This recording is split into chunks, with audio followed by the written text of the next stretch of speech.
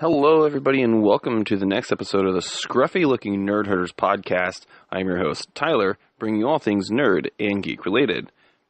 And on this episode, I'm going to be discussing predominantly video game news. There was a lot going on this week in gaming, so I'm going to be talking about the PlayStation Classic, the Nintendo Switch Online, Red Dead Online, stuff like that. And then there's also been a lot of comic book news, with like movies and TV shows and announcements and stuff like that. So I'll also be touching on that.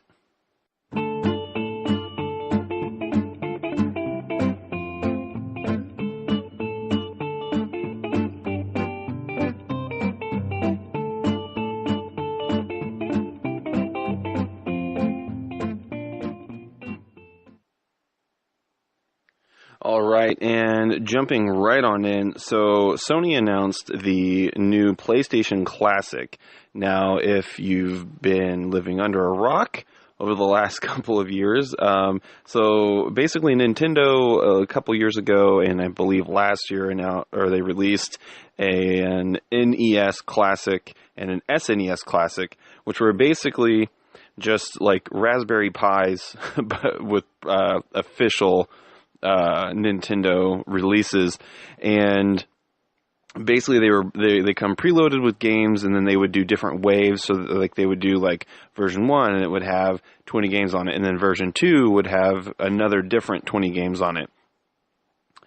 But so Sony announced that they're going to be doing a PlayStation Classic. It's going to become preloaded with 20 different games, and some of them are the more typical ones, but I believe they've only announced 5 of them so far, but 3 of them for sure are Final Fantasy VII, Tekken 3, and Ridge Racer. And the console itself will actually be about 40% smaller than what the original PlayStation was, and it has a December 3rd release date of this year, 2018, which is actually the anniversary of the original PlayStation. Like, the original PlayStation came out on December 3rd, which I think is pretty cool that they're kind of making that window and being able to release it on its anniversary date. But it originally was thought to be $99.99 as a retail price, but it'll actually retail for $150. Because initially I was thinking, $100, that's not that bad. That's like a good, decent price. But, I mean, $150, I feel like you could go to any kind of game store, locally owned or a chain for that matter, and you could buy a PlayStation 1 and get the 20 games for the $150, and you can probably get a lot more for your money. So the $150 price tag kind of changed things a little bit for me. It'll come with 2 controllers, and they'll be the original non-DualShock controllers that were on the PlayStation 1. Because I believe they didn't even release the DualShock controllers until Super Monkey Ball or something like that. But anyway, so it'll be non-DualShock controllers. And I don't know, I just kind of feel like they're just trying to cash in on the success of the NES and the SNES classic systems that Nintendo released. Because my concern is the PlayStation games, and I don't know how many of you listeners have actually gone back and played like PlayStation 1 games. They really have not aged well at all. Even back when like the PSPs first came out, I had some PlayStation 1 ROMs on that, and they just did not look good. They looked like awful. They were all, jagged and pointy. They were low poly models, and it just, to me personally, I feel like it was like the puberty stage of 3D gaming of the modern times as we know it. And I feel like the NES and the SNES consoles only really worked is because there's not really a whole lot of games that are in that, pixel art genre anymore. I mean, you get games like Super Meat Boy or Fez, even Braid, Limbo, stuff like that, where it's more of like, it's kind of like a sprite-based looking game. So, there's still a need and like a niche for those kinds of games. But I don't know, I don't feel like this is a good move for Sony. I know they'll sell. I know they'll probably sell completely out of them. But for me, I feel like this is just kind of them trying to ride the wave, so to speak, of that Nintendo created with the NES and the SNES Classic. Especially because last year, Sony's head of global sales, Jim Ryan, said that he was at an event for Gran Turismo. And at this event, they had different systems set up of the different Gran Turismo games from the PlayStation 1, the PlayStation 2, the PS3, and the PS4. All the versions were available to be played. And he said that whenever he went back and was playing the PS1 and the PS2 versions, they just looked ancient. You know, those were his words. It looked ancient. And he said, why would anybody play this now? Like, now, after all these advancements we've made with 3D games and, you know, we're at a point where it's advanced, like it's past those early awkward stages of the 3D games. Why would anybody play this? And now, a year later, his company, Sony, is pumping out a classics console. So to me, it just kind of seems like they weren't really interested, and especially because with like the PlayStation 4, they haven't really been all that interested in the backwards compatibility. Microsoft is definitely winning on that front in the console war. And I would have to say Nintendo is definitely starting to... I honestly feel like Nintendo's in second when it comes to backwards compatibility and playing classic games from the previous consoles. But Microsoft's definitely leading that with, you know, you can play Xbox 360 games, you can play Xbox, you know, original Xbox games. Like, and I guarantee you the next console that Microsoft comes out with, you're going to be able to play Xbox One, Xbox 360, and the original Xbox games. So Microsoft knows that people have invested in these games. They want to be able to continue to play them, you know, because it's just like with PC games. Yeah, I mean, there's some you really have to go back, you know, and really mess with your settings to be able to play certain games. But for the most part, most games in the modern era of gaming, you can just like pop them in, install them, or download them off Steam, and you always have them. So no matter how old they get, you know, like I can still install a game from 10 years ago on my PC and I can still play it. So I think that this would be, you know, really, really good for Sony to be able to kind of branch out and start, you know, getting that niche, not really a niche, but to get those fans that want those backwards compatibility for their games. I think this would be really good for them to be able to do that and grasp that and understand that, hey, you know, fans want this. We should probably do this, you know, because Sony, I feel like, are really missing out on the backwards compatibility with their consoles right now. I feel like you should be able to go buy a PS2 game, pop it in, and play it. You know, just like with the Xbox One. I can go buy an original Xbox game, pop it in my Xbox, and I can play it. You know, Xbox 360 game, I can play it. So, I feel like the PlayStation Classic, while it may look cool, I just don't really feel like it's worth the $150 price tag. But that's just me. But let me know what you guys think, and also what games you think they might release as well. Because like I said, they've only announced 5. But yeah, my girlfriend and I were talking about it, and you know, we were trying to think of what games were iconic during the PlayStation 1 era that they should release in this first release.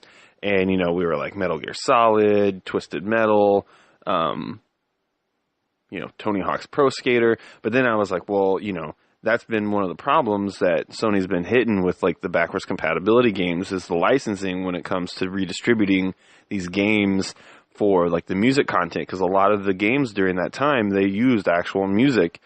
And, you know, like Tony Hawk's Pro Skater, you know, had tons of songs on the soundtrack. So to be able to have that backwards compatible, they'd have to get all the licensing again for it. And, you know, that can, you know, potentially become a problem for them for doing the backwards compatibility as well. So maybe that's another reason why they haven't really been doing it, because they know that it's a huge hassle to go through all the licensing and stuff. So that's also a possibility.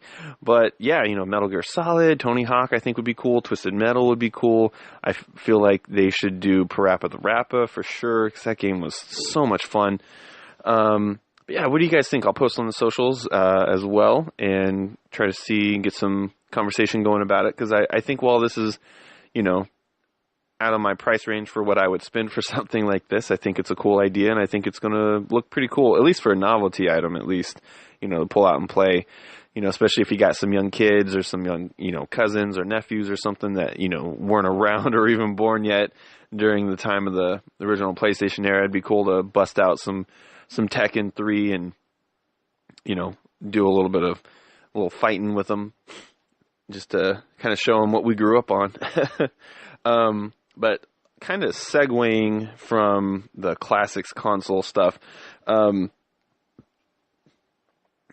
Switch Online, they just now implemented, it's gone live, the feature for being able to log in to your account from a different Switch console. So say you go over to your cousin's house or your friend's house and they have a Switch and you want to log into your profile, you can now log into your account from that other console and download games that you've purchased to that console. But the only problem is, say you have two Switches in your house, you only have one account. Only one account can be active online at one time, which is kind of a bummer. But they also have went live with their online game service, kind of like how Xbox Live, or Microsoft has Xbox Live, and then Sony has the PlayStation, whatever it's called, PlayStation Pro. I don't know. I don't play PlayStation, so I don't know. But their equivalent of Xbox Live. But Nintendo finally released theirs, and it's only $3.99 a month. And included with that, you get access to every month. I'm pretty sure they're cycling it out, but you get NES Classics games, and I think that would be pretty cool to be able to have that. For $3.99 a month, you get all these classic games. So I kind of feel like, because they're still trying to push these, NES Classic consoles and stuff like that, and I just kind of feel like that's kind of shooting themselves in the foot, because I feel like if they're going to be having this online service where you can just like play these, NES Classic games, you can download them, you can play them on your Switch portably and all that. Like, I just kind of feel like, they're just kind of cannibalizing themselves, I think, and I understand it's two different markets. People buying the NES Classics, like I said, with the PlayStation Classics console, it's kind of a nostalgia, novelty kind of item.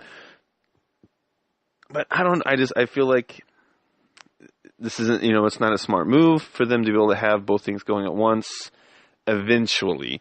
As of right now, because not everyone has a Switch, and some people just want the novelty or like the nostalgia of having the classic console. I get it. But one thing that I was thinking of, it would be pretty cool, is if they had eventually have like different tiers of service. So like if $3.99 a month, you get like the NES Classics, and then say for like $4.99 a month, you get NES Classics and the Super NES Classics.